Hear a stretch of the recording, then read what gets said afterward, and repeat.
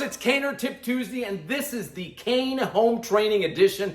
So for those of you who say, I don't know what to do at home, I don't have the room for it, I don't have the equipment for it, I don't have another warm body to train with, this is for you. Before we do that, a warm welcome as always to the faithful followers of the Cane Fist Way. Before you forget, go ahead and hit that subscribe button and the little bell icon so that you don't miss any future content. And avail yourself of the no-cost Cane Clarity Call. That is where we jump on a phone call with you in less than 24 hours. You will be scheduled. We will listen to you. Where are you? Are you brand new to the cane? Is this the first time you're listening to this? You might be an advanced instructor looking to serve your audience better, and you want to see what the curriculum is like and how we set up our systems to do that. We've been doing this for a while. And whatever it is, wherever you are in that timeline, go ahead and text the letter CCC to 305-745-7839, because what it's going to do is it's going to bring clarity. It's going to give you an actual blueprint as to how to move forward, what to do first, second, and third, so that you get it right from the onset. You don't waste time, funds, and get frustrated, right? This is a clear path to getting there. So one of the questions that, ACSD, we're known, this is what we do, is we've been training caners now right in the comfort and safety of home effectively and efficiently. And we always get calls, hey, listen, what can I do at home? I'm not enrolled in a course yet. What might that look like? So I think this is something that will benefit everyone, because if you are enrolled in a course, you can use it as supplemental training. Some of these things you might already know, but it never gets old listening to it. The first thing that I want to focus on, caners want to focus on power. That's the ability to strike hard. Speed and power tied in. Before you can take this, everybody wants to talk about bag training. And yes, I'm going to show you how we do that. This is a versus bag. I'll show you the advantage of doing, why we like this bag. But you have to make sure that you have that technique down and that what you're practicing. So ACSD has a progression, and you're going to make sure that you have that technique down first in what we call walkthrough or shadow boxing. So you're actually going to do that first before you take it to the bag. The bag gives you an opportunity to coordinate everything together, and it serves an important function, and that is to condition the grip so that you can feel what it feels like when you make contact. And if you don't have a bag, you can stack tires, anything, in an object. Obviously, you're not going to get in trouble for braking, but you're going to do full body. And you should still, if you have an anatomical bag, it gives you the advantage that you can see, hey, I'm striking the clavicle. And I'm going to get into that in a second. If I want to do a power shot on a limb, I can do that. But it's the ability to coordinate the whole body as you're doing that. Power shot training in ACSD is a full body exercise, and whatever you do to one side, you do to the other. There is also some sense in using a heavier cane, just like we did 30 years ago when this whole thing started. We didn't have all the variety and innovations that we have with woods today. So we would use something like what today is known as an octagonal heavy. It's a heavier cane than what you would normally carry. You can see it on our site. And that, coordinating and working with that, imagine when you're using your carry cane, that carry cane is going to feel so much lighter. So first thing to focus on is power. By the way, there's supplemental exercise that we do to complement this training in terms of using body weight exercises. ACSD very big on that. Full body exercise doesn't take up a lot of time. You can use variable resistance like the bands. We love doing that. That's a whole separate topic. It does play into this. The second component that you want to work on is accuracy.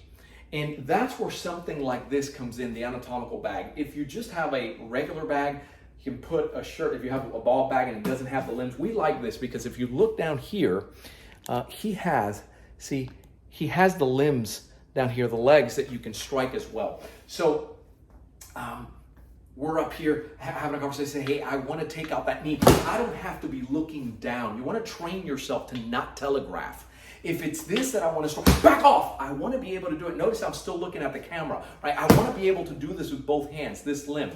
You can turn it up a notch. There's a second way of doing this. This, by the way, this is 7/8 cane tip. And it requires a little bit of practice, but I'm looking here, I just hit the cane tip. I don't hit the bag. You see that I'm looking there and it looks like a jab and it looks like it's easy. Try it at home. When you try this at home, make sure you don't whack this, because you will break things. Trust me, I've gotten in trouble.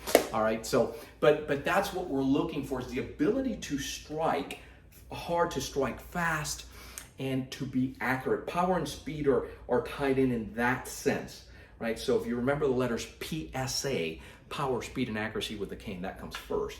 So we're training on power, we're training accuracy. What's the third component that we want to focus on with this?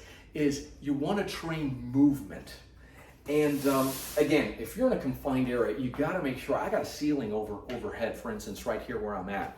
And you may want to use something like an ACB 32. It's saving a lot of windows, it's saving a lot of computer screens, a lot of mirrors, because you can move in here and, you learn how to move in a confined area when you're moving in high-low. And this is movement training. This is brain training. The handling of the tool, right, up, down, and keep that in what is known in ACSD as a flow. So those of you looking at that, you say, well, that's just showing off with the cane. If I were to break this down, and I've done it in other segments, but for those of you who are watching that for the first time, say, I can't move like that. Well, you can't move like that today.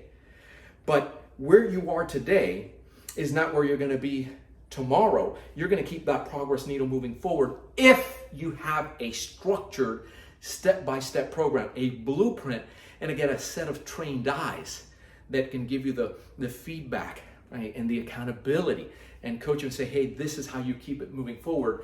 You can do this, and you can do it wherever you are with the limitations that you have. We have caners who have to use 2 canes to ambulate with, and they get through the program. And we have had guys in their 20s all the way up to their 80s go ahead and do this movement. But that movement, that brain training, and it's training in coordination and kinesthetic sense, so that you don't have to be looking at the tool when you have to explode under duress.